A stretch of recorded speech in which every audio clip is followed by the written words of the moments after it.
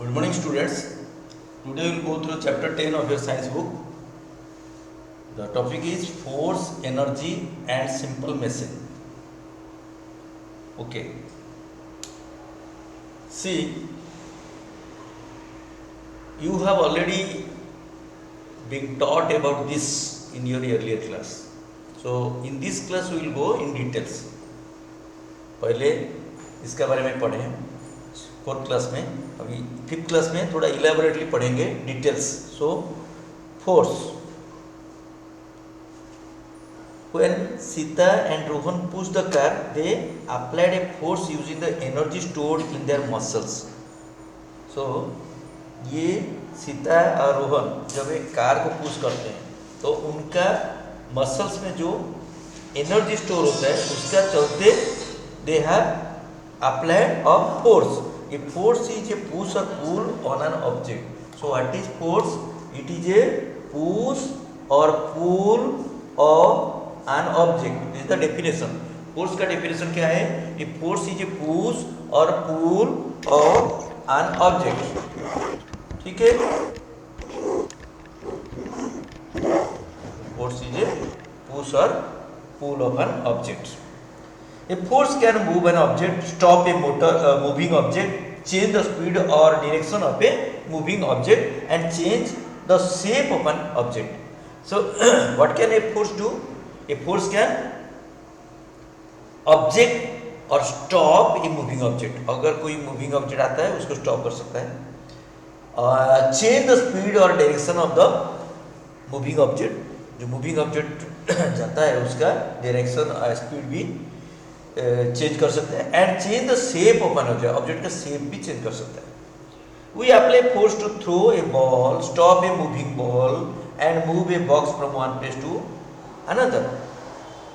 ये सारे एक्टिविटीज में हम फोर्स अप्लाई करते हैं. जब हम बॉल एक थ्रो करते हैं तो we apply force on the ball. जब हम कैच करते हैं we apply force to catch the ball. Okay. And when we move a box from one place to another we also push it through the force. And force कहाँ से आता है? From the energy stored in our muscles. Okay. There are two types of forces: a contact forces and a field forces. Contact forces and a field forces. Contact forces happens when an object touch each other. When we touch an object, then the force is called contact forces because we keep in contact with the object. So contact forces happens when object touch each other. For example, contact forces happen when a person kicks a ball, pushes a trolley and lifts a bucket. Types of contact forces are including frictional force, muscular force and elastic force. जो contact force होता है वो तरह तरह का. ये example दिया गया मस्कुलर फोर्स, जो दोनों आदमी अपना ताकत आजमाता है. तो ये जो मसल्स है, हाथ में मसल्स है, तो मसल्स का थ्रू से जो एनर्जी स्टोर होता है मसल्स में वो फोर्स का हिसाब से अप्लाई होने से जिसका जोर ज़्यादा होगा वो दूसरा हाथ को दबाएगा नीचे. तो ये आप muscular force. So contact forces can be of this three types. Frictional force, जैसे हम चलते हैं तो फ्रिक्शन में चलते चलते हैं तो that is an example of frictional force. Muscular force, पंजा लड़ाना है, ये muscular force. And elastic force, another force is called elastic force. जैसे गुल्लर में हम एक गुट्टी को टान के मारते हैं तो वो इलास्टिक फोर्स, इलास्टिसिटी का थ्रू से वो फोर्स अप्लाई होता है. तो फ्रिक्शनल फोर्स और friction is a force that acts between two objects that are in contact with each other. Frictional force क्या है? तो frictional force is a force of course when two objects are in contact with each other और two objects are touching each other, then this sort of force is being happen. Rough surface cause more friction than smooth ones. Smooth surface से rough surface में ज़्यादा friction होता है। Uses of friction. The friction between tires of a car, scooters or bicycle and the road causes friction. Bicycle में tyre होता है, motorcycle में tyre होता है, स्कूटर में टायर होता है, इवन कार में टायर होता है, बस में टायर होता है, ट्रक में टायर होता है। ये जो टायर और जो रोड दोनों का बीच में फ्रिक्शन का चलते टायर मूव होता है या ये गाड़ी का मूविंग होता है। तो the friction between tyres of a car, scooter and bicycle etcetera are and the road causes friction. The friction helps the vehicle to get a grip on the road. Friction के चलते road में एक grip होता है। The vehicle would just skid. vehicle skid करता है। vehicle would just skid.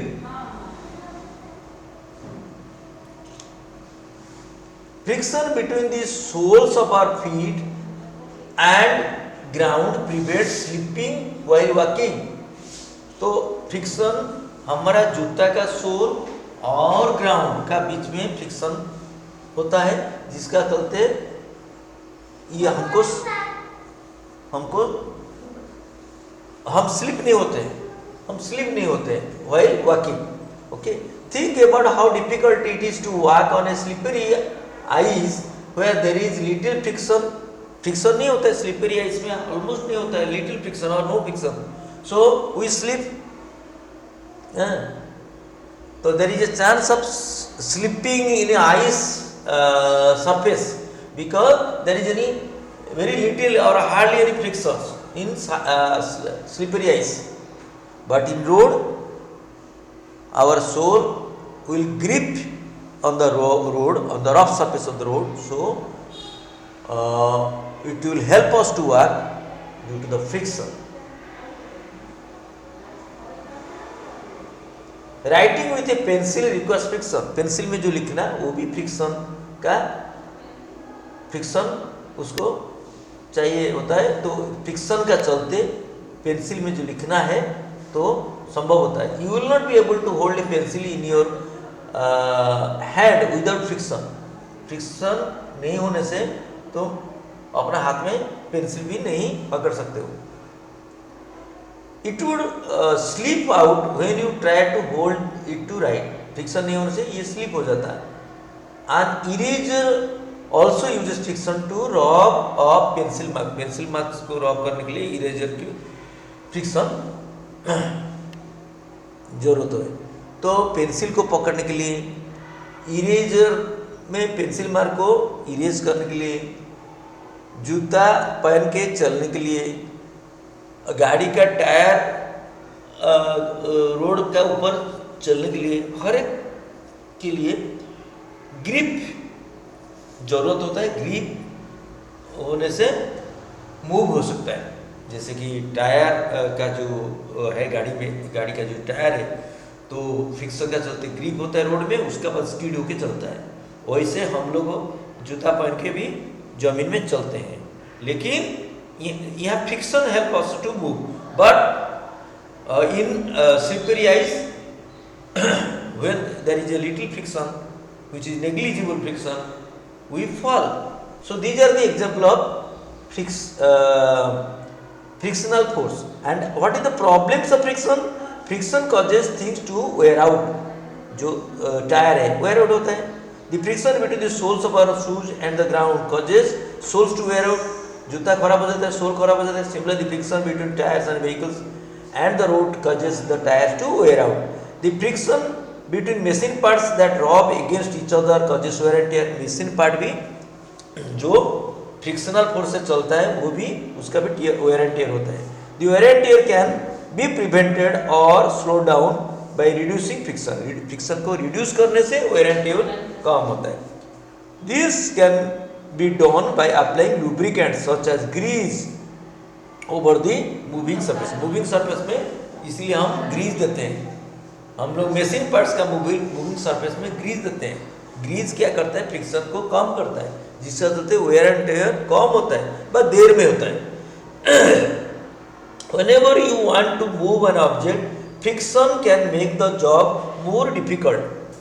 Excess friction can make it difficult to slide a box across the floor, ride a bicycle or walk through the deep snow. तो अगर ज़्यादा friction होगा, whenever you want to move an object, friction can make the job more difficult. तो जब object हम move करेंगे friction उसको job करने के लिए बहुत डिफिकल्ट होता है, क्योंकि excess friction can make it difficult to slide a box across the floor. एक फ्लोर में एक बॉक्स को मूव करने के लिए ज़्यादा फ्रिक्शन होगा तो ज़्यादा तकलीफ होगा. और एक बाइसाइकिल को राइड करना और डीप स्नो का ऊपर चलना, इसमें एक्सेस फ्रिक्शन जरूरत का चलते होने का चलते ज़्यादा डिफिकल्ट होता है. The friction between moving machine parts generate heats. जो मूविंग पार्ट में फ्रिक्शन होता है उसमें हीट पैदा होता है. This heat can damage the machine को डैमेज करता है. So this is all about the problems of friction. So बच्चे, frictional force is one of the force like other force. And frictional force का example दिया है, जैसे गाड़ी का टायर जैसे स्कीड होके मूव होता है, हम लोग बूट पहन के चलते हैं, सोल होता है बूट में, और पेंसिल में लिखना और रबर में इरेज करना, all the examples of frictional force. Friction का चलते वेयर आउट होता है. For example, friction between sole and our shoes make the sole damage, so wear out. So similarly tyre जो होता है वो भी वेयर आउट होता है. मशीन पार्ट्स, जहाँ मूविंग पार्ट्स मशीन का, वो भी मूविंग करते करते वेयर आउट होता है. इसलिए हम क्या देते हैं, ग्रीस देते हैं, लुब्रिकेट्स देते हैं. जब हम एक जॉब को मूव करने के लिए चाहते हैं, वो फ्रिक्शन करने के लिए तकलीफ पैदा करता है. अब एक्सेस फ्रिक्शन होने से एक्सेस तकलीफ होता है एक बॉक्स को स्लाइड करने के लिए या बाइसाइकिल चढ़ने के लिए और डीप स्नो में चलने के लिए, जहाँ पे एक्सेस फ्रिक्शन पैदा होता है. This friction between moving machine parts generate heat. The friction between moving machine part जब मूव होता है तो उसमें हीट पैदा होता है. हीट मशीन को डैमेज करता है. Then muscular force. देखो, मस्कुलर फोर्स, फुटबॉल को किक करना, ये मस्कुलर फोर्स का example. Muscular force happens when you push और pull something using our muscles हम यूज करके मस्कुलर फोर्स हम क्या करते हैं, यूज करते हैं. Opening the door, kicking a football, picking an apple, push on floor and lifting a weight are example of muscular force. अच्छा, हम एक एप्पल उठाते हैं, एक फुटबॉल को किक करते हैं, डोर को ओपन करते हैं, एक बॉक्स को पुश करते हैं. बॉक्स को पुश करने से दो टाइप का फोर्स होता है. फ्रिक्शनल फोर्स होता है बॉक्स जो मूव होता है नीचे, बट हम जो यूज करते हैं ताकत, उसमें क्या होता है, हमारा भी मस्कुलर फोर्स यूज होता है. हमारा मस्कुलर फोर्स अप्लाई होने से फ्रिक्शनल फोर्स का चलते बॉक्स मूव होता है फ्लोर में. And lifting a weight are example of muscular force. Elastic force. तो elastic force when a stretched rubber band is released, it snaps back to its original shape. जैसे गुलेर का example दिया है, गुलेर में हम गोटी रख के उसका बाद खींचते हैं अपना ओर, उसका बाद फेंकते हैं कोई निशाना के ऊपर, तो वो जाके गिरता है. तो लेकिन रबर बैंड, वो जो गुलेर का जो रबर, वो अपना ओरिजिनल फोर्स शेप में आ जाता है. तो इलास्टिक फोर्स में क्या होता है, जब हम एक रबर बैंड को when stretch rubber band is release, जब स्ट्रेच रबर बैंड को रिलीज हम करते हैं, it comes back to its original shape. Why does it happen? When the rubber band is stretched, it resist to change in its shape. दो तो change, shape का change होता है. Rubber band का एक छोटा सा रबर बैंड का जो शेप होता है, मान लो रबर बैंड जो लड़की लोग अपना बाल में लगाते हैं, ये गोल होकर रहता है, ठीक है। अगर उसको स्ट्रेच करेगा, स्ट्रेच करने से एक फोर्स अप्लाई करेंगे तो क्या होगा, ये ऐसे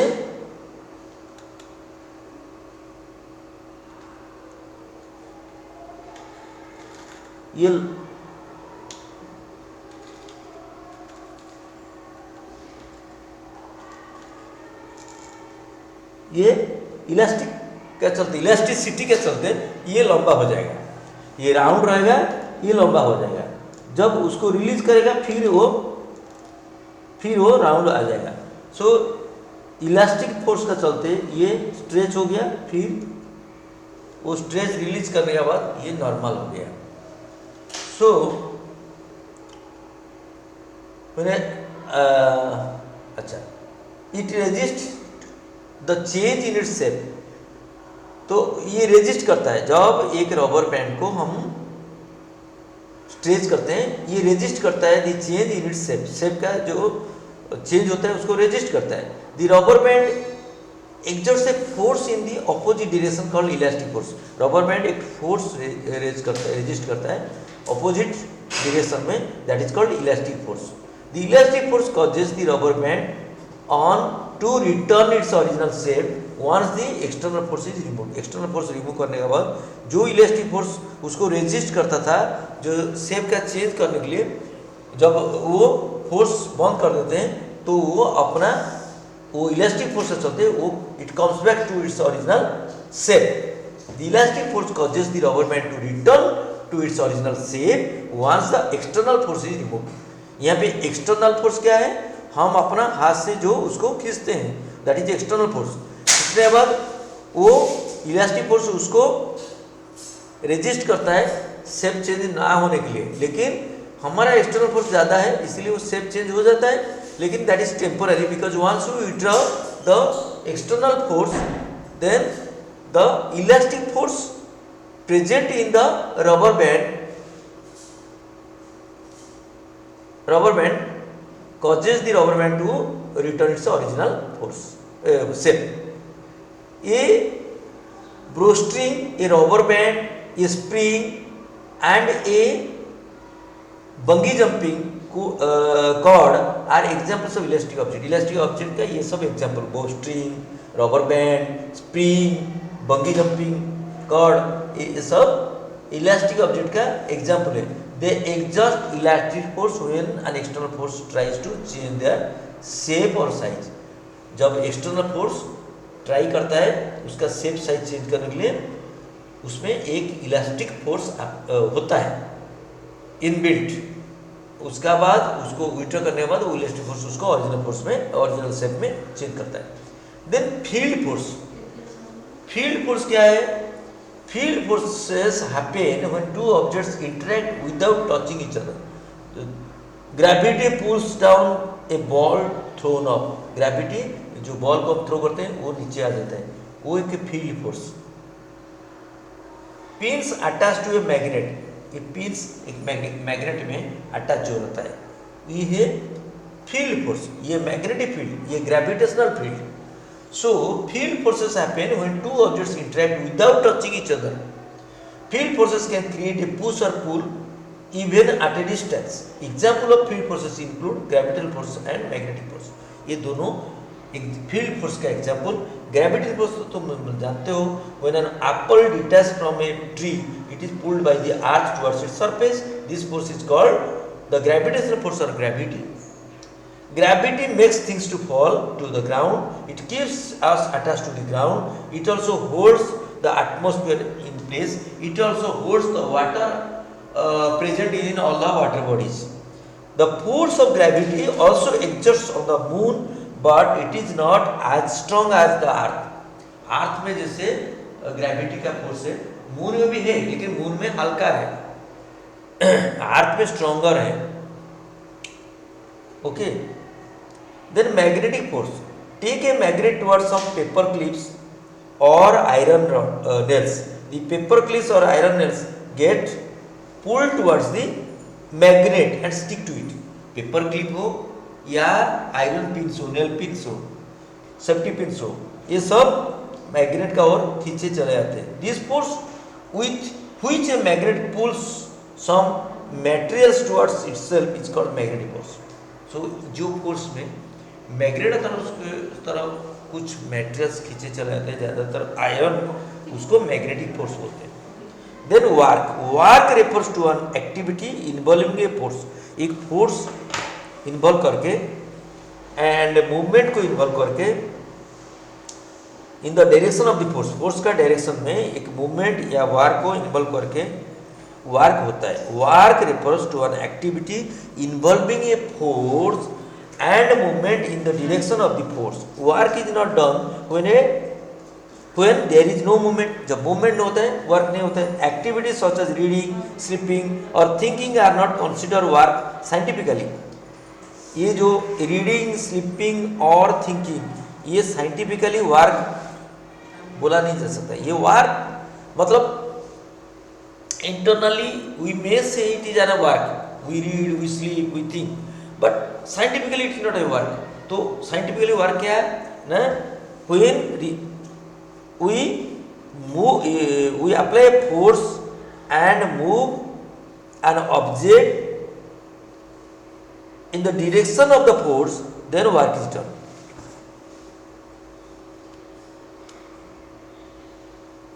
Energy. To do work we need energy.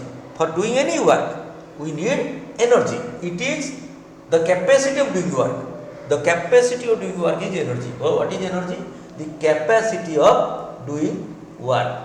It is the capacity of doing work. It makes things to move. It makes machines work.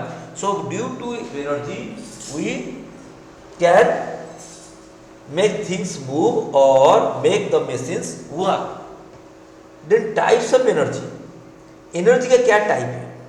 There are various types of energy like mechanical energy, electrical energy, sound energy, heat energy, light energy. Okay, so in this class we will discuss 5 types of energy. First let us see types of energy. What are the types of energy? Energy exists in many different forms. Animals get energy from eating food. Let us study various types of energy. Here mechanical energy. Mechanical energy is the energy possessed by an object due to its motion or position. Motion या उसका जो position का चलते object का mechanical energy होता है। तो mechanical energy is the energy possessed by an object. Object में मैकेनिकल एनर्जी होता है ड्यू टू द मोशन और position. The energy stored in an object because of its position और shape is called potential energy. The energy stored in an object because of its position और shape, position या shape के चलते जो energy store होकर रहता है एक ऑब्जेक्ट में उसको पोटेंशियल एनर्जी बोलते हैं। So that is a part in the mechanical energy. Okay, so the energy stored in an object because of its position और shape is called potential energy. For example when a string of bow is stretched, potential energy stored in it. When a string of a bow, bow का string को अगर stretch करेंगे then potential energy stored in it, potential energy उसमें stored होकर रहता है। When a string is released, the stored energy causes an arrow to shoot through air at great speed। जब arrow में हम खींचते हैं arrow का बाव को तो potential energy store होता है। जब रिलीज करते हैं then the stored energy causes an arrow to shoot an object through the air at a great speed। The energy possessed by an object because of its motion is called kinetic energy। जो energy potential energy खत्म हुआ, potential energy में क्या होता है, हम example दिया है बाव का स्ट्रिंग को अगर हम खींचेंगे तो उसमें जो एनर्जी स्टोर होकर रहेगा वो पोटेंशियल एनर्जी। वो पोटेंशियल एनर्जी रिलीज कब होगा, जब हम स्ट्रिंग को रिलीज करेंगे। Then the stored energy causes due to potential energy the arrow shoots through the air at a great speed, but the energy possessed by an object because of its motion, motion का चलते जो energy का energy poses करता है object उसको बोलते हैं kinetic energy. All moving objects have kinetic energy. Example, ball in motion. Bowling ball, cricket ball को जो बॉलिंग करते हैं तो बॉल में काइनेटिक एनर्जी होता है, kinetic energy that enables it to knock off the pins. तो knock off the pins, pins को नॉकअप करने के लिए काइनेटिक एनर्जी एनेबल करता है। तो ये दो एग्जाम्पल दिया कि बॉल बॉलिंग करने के लिए क्रिकेट बॉल में जो काइनेटिक एनर्जी होता है उसका चलते वो मूव करता है, वो पिन्स को नॉकअप करता है, ठीक है, that enables to knock up the pins. Cricket का स्टंप को नॉकअप करता है क्रिकेट बॉल, ठीक है। देन इलेक्ट्रिकल एनर्जी और इलेक्ट्रिसिटी उसको भी बोलते हैं, electrical energy can be told as electricity. वो क्या होता है, is one of the most common forms of energy. Nowadays we run most of the things in our home through electricity और electrical energy. This is the most common form of energy. Most of the appliances used by us such as bulb, here the example bulb, and microwaves, washing machine, computer, television, radios, fans, all these appliances are run through electricity or electrical energy. Electricity is generated in power stations and transmitted via power lines. Power station जो होता है जैसे NTPC national thermal power station, TTPS Talcher thermal power station, सब power station होता है। तो जो power station में इलेक्ट्रिसिटी पैदा होता है, थर्मल पावर हो, हाइडल पावर हो, हीराकुद में हाइडल पावर स्टेशन है, तो वो सब थ्रू से पावर स्टेशन से इलेक्ट्रिसिटी पैदा होता है एंड ट्रांसमिट होता है पावर लाइंस का थ्रू से। Then sound energy, sound is anything that can be heard, music, the barking of a dog, the walking of a wailing of a siren. Siren जो बजना को वेलिंग ऑफ ए साइरन बोलते हैं। Siren factory area में siren बजता है, wailing of a siren, the barking of a dog, dog कुत्ता भुकता है, म्यूजिक, रेडियो में, टीवी में म्यूजिक हम सुनते हैं, गाना सुनते हैं। तो these are all the examples of sound. And voice of a friend, friend का कोई वॉइस, वो सब sound. Sound is produced when an object vibrates and tiny waves of sound vibration travel through air to reach our ears. Sound कब पैदा होता है, जब कोई ऑब्जेक्ट वाइब्रेट करता है and tiny waves of sound vibration travelled through air to reach our ear. Suppose मंदिर में घंटी बजता है, तो क्या होता है, घंटी एक ऑब्जेक्ट है, उसमें अगर कोई बजाता है तो एक स्टिक से घंटी बजाने से क्या होता है, स्टिक घंटी में, दो स्टिक एक ऑब्जेक्ट, घंटी एक ऑब्जेक्ट, दोनों टकराने के बाद क्या होता है, एक वेव्स उत्पन्न होता है। वो वेव को साउंड वेव बोलते हैं। वो साउंड वेव वायु का एयर का थ्रू से आके हमारा कान में पहुंचता है, तो हम घंटी या घंटा का साउंड सुनते हैं। Okay, so sound energy, it is a energy. So sound is anything that can be heard, music, example barking of a dog, wailing of a siren, and there are some of the examples of sound. Sound is produced when an object vibrates and the tiny waves of sound vibration travel through air to reach our ear. Then heat energy, heat is a form of energy too, like sound, electrical energy, mechanical energy. Mechanical energy में potential energy, kinetic energy है, then electrical energy, then sound energy, now heat energy. Heat energy is a form of energy we use the energy to cook food. चूल्हा में लकड़ी को जला के हम खाना तैयार करते हैं. लकड़ी जलने के बाद क्या होता है, हीट उत्पन्न होता है जिसमें खाना पकता है. तो heat is a form of energy, we use it to cook food. We also use it to keep ourself warm in winter. The sun is a natural source of heat energy. Sun ray से हमको गर्मी feeling होता है. The sun is a natural source of heat energy. We also get energy by burning fuel such as coal, kerosene and LPG, ये सब जला के भी हम हीट हमको मिलता है। घर में एलपीजी सिलेंडर है, सिलेंडर से बर्नर जलता है, सिलेंडर का गैस थ्रू से, दैट इज एलपीजी। सो ये सब एग्जाम्पल है heat energy. Then light energy. Light is a form of energy that enables us to see things. Light का थ्रू से हम चीजें देखते हैं, अंधेरे में हम देख नहीं पाते हैं, वो हमको चाहिए light. Light is a form of energy that makes us और enables us to see things. Without light we cannot see anything. We can see an object if it emits light or reflects light that falls on the surface. एक surface में light गिरने से, उसमें वो reflection होने से, हमारा आंख में गिरने से हम वो ऑब्जेक्ट को देखते हैं। हम कैसे ऑब्जेक्ट को देखते हैं? माने सन का रे एक लाइट में, एक ऑब्जेक्ट में गिरता है और वो उसका रिफ्लेक्शन, वो ऑब्जेक्ट का रिफ्लेक्शन हमारा आंख में गिरने से we see the object. So light energy is one of the form of energy.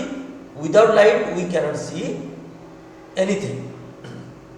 The object that emits light are called source of light energy. जो source of light energy, जो source of light energy, जो source से light energy आता है, उसको, उससे हमको light माने हम देखते हैं। The sun, tubelights. अच्छा, सन का रेज में दोनों एनर्जी है, heat energy, light energy. Heat energy से हमको गर्मी पैदा होता है और लाइट एनर्जी के थ्रू से हम चीजें देखते हैं। The sun, tubelights, bulbs, candles are some of the sources of light energy. Their sources of energy. The sources of energy can be divided into two groups, renewable energy resources and non renewable energy resources. Resources means जो source से हमको मिलता है चीजें। तो energy का दो source है, एक रिन्यूएबल एनर्जी रिसोर्सेस, रिन्यूएबल जो कि बार बार उत्पन्न होगा, और नॉन रिन्यूएबल जो बार बार उत्पन्न नहीं होगा। दो टाइप का energy, renewable and non renewable. The source of energy that are naturally replenished are called renewable energy. जो नेचुरली उत्पन्न होता है उसको रिन्यूएबल एनर्जी बोलते हैं, रिसोर्स बोलते हैं। The sun, wind, water and as internal heat are examples of renewable energy resources. देखो, sun natural resource, wind natural resource, water natural resource, and आज का जो इंटरनल हीट ये भी नेचुरल रिसोर्स। ये सब है the examples of renewable energy resources. They will never finish in irrespective of how much we use them. हम कितना भी यूज ना करें, कितना भी हम यूज करें, वो कभी खत्म ना होने वाला रिसोर्सेस। क्या resource? Renewable energy resource. Okay, they will never finish irrespective of how much we use them. हम जितना भी हम यूज करेंगे सन्स को, सन्स का लाइट को, या सन्स का हीट को, या हमारा पानी को, या हवा को, कभी खत्म होगा? No, because they are the source of renewable energy resources. अच्छा, the energy obtained from renewable resources are called renewable energy.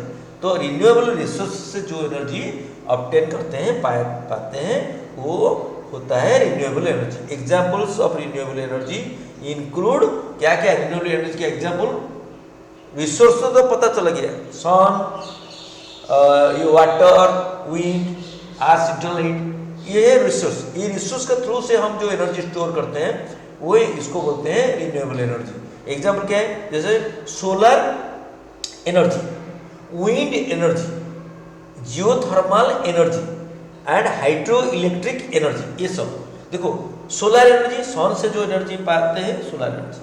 Wind energy, wind से जो पाते हैं एनर्जी, विंड एनर्जी। जियोथर्मल मतलब अर्थ से, geo means earth, thermal means heat, earth का heat से जो एनर्जी पाते हैं geothermal energy. And hydro electric energy, hydro means water, thermal means उसको हीट करता है। तो वाटर से हाइड्रो मीन्स वाटर से जो बिजली उत्पन्न होता है, जैसे हीराकुद डैम में हाइड्रो इलेक्ट्रिक एनर्जी मिलता है। So renewable energy sources are very important as they do not pollute the environment. वो environment को pollute नहीं करते हैं या प्रदूषण नहीं करते हैं. Also they are available easily and in plentifully easily. ये सब मिलता है क्योंकि नेचुरल सोर्स ऑफ एनर्जी. सो ये कभी खत्म नहीं होने वाला source.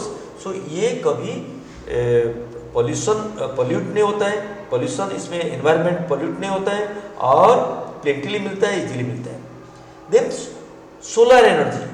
The sun is an enormous source of energy. The energy received from the sun is called solar energy. Solar energy can be used for heating purpose and for generating electricity. In a solar power station, large number of solar panels are installed.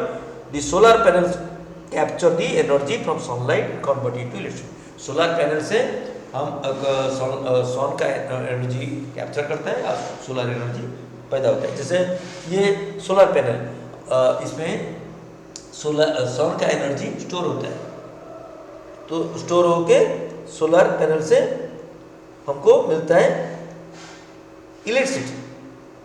ये रहा wind energy. ये पवन का wind farm. So wind energy, sail boats harness the power of the wind to move them along. Sail boats, जो boats में हम समुद्र में सेल करते हैं, तो harness the power of the wind to move them along. तो समुद्र में जाने के लिए विंड एनर्जी चाहिए होता है सेल बोट्स को. Wind energy can also be used to generate electricity. जैसे सोलर एनर्जी से इलेक्ट्रिसिटी जनरेट होता है, विंड एनर्जी से इलेक्ट्रिसिटी जनरेट होता है. The energy of wind is used to rotate the blades of a wind turbine. ये wind turbine, ये जो ब्लेड है, ये ब्लेड है, 3 ब्लेड है, इधर इधर इधर, ये सब ब्लेड है, तीनों हिस्सा में ब्लेड है.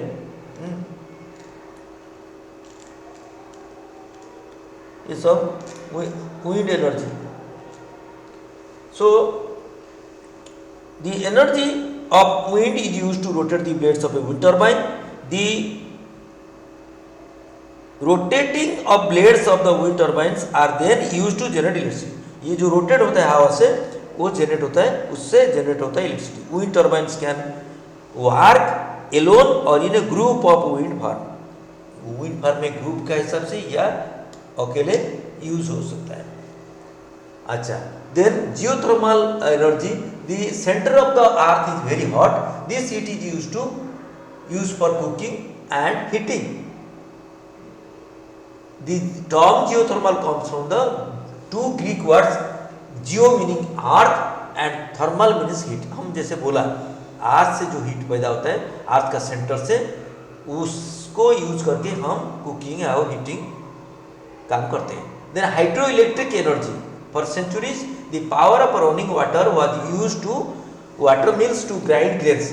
ग्रेन ग्राइंड करने के लिए वाटर मिल्स में ये सेंचुरी पकड़ के, या शताब्दी 100 साल से ज़्यादा हर सेंचुरी में रनिंग वाटर का पावर से वाटर मिल्स में ग्रेन को ग्राइंड किया जाता था.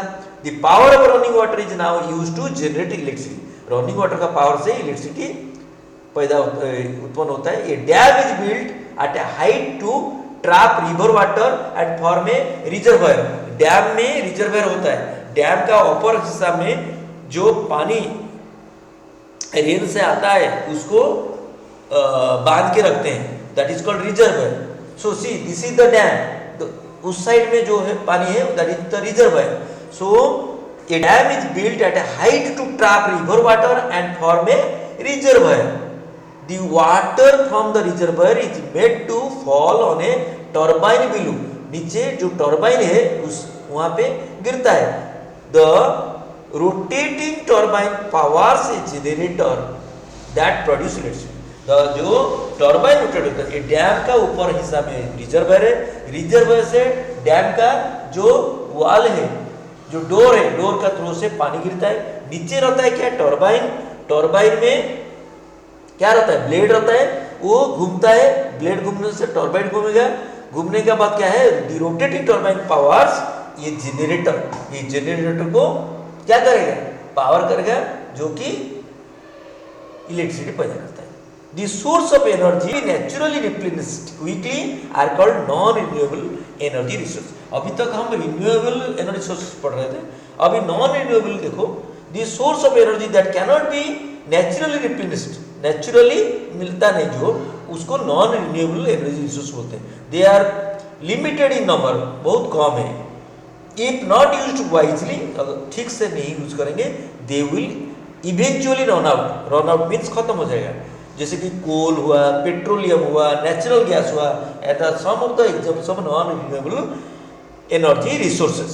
दे are used as fuel in order to cook, heat, run vehicles और जनरेट इलेक्ट्रिसिटी. जैसे टीटीपीएस एनटीपीएस बोल रहे हैं ना, वो सब ये सब तैयार करने के लिए जो कोल से मिलता है जो इलेक्ट्रिसिटी है, वो नॉन रिन्यूएबल एनर्जी, क्योंकि वो खत्म हो जाएगा, कोल खत्म हो जाएगा, पेट्रोल प्रोडक्ट्स खत्म हो जाएगा. सो these energy sources are limited and non renewable because their suppliers are limited. Supplies are limited. ये जो सप्लाई होता है, कोल हुआ, पेट्रोलियम प्रोडक्ट्स हुआ, ये सब limited. Petroleum, for example, was formed millions of years ago from the remains of decayed sea plants and animals. Millions of years ago, sea plants and animals का जो decayed sea plants and animals से ये petroleum तैयार हुआ. We cannot make more petroleum in a short time. कम समय में हम ज़्यादा पेट्रोलियम नहीं निकाल सकते हैं. So students, this is very limited renewable, non-renewable. As the name indicates, non-renewable means ये naturally replenish नहीं होता है और ये exist हो सकता है क्योंकि ये limited है, जैसे कि कोल, पेट्रोलियम प्रोडक्ट्स, और इसमें हम यूज कर सकते हैं इलेक्ट्रिसिटी, बट उसको सोच समझ के वाइजली यूज करना है ताकि ये ज़्यादा दिन जाए, नहीं तो इसको वेस्ट करेंगे और बेफिक्र करेंगे, ये खत्म हो जाएगा. स्टूडेंट्स, सो आज इतना ही, हम नेक्स्ट पार्ट कवर करेंगे. So please go through this chapter. Thank you.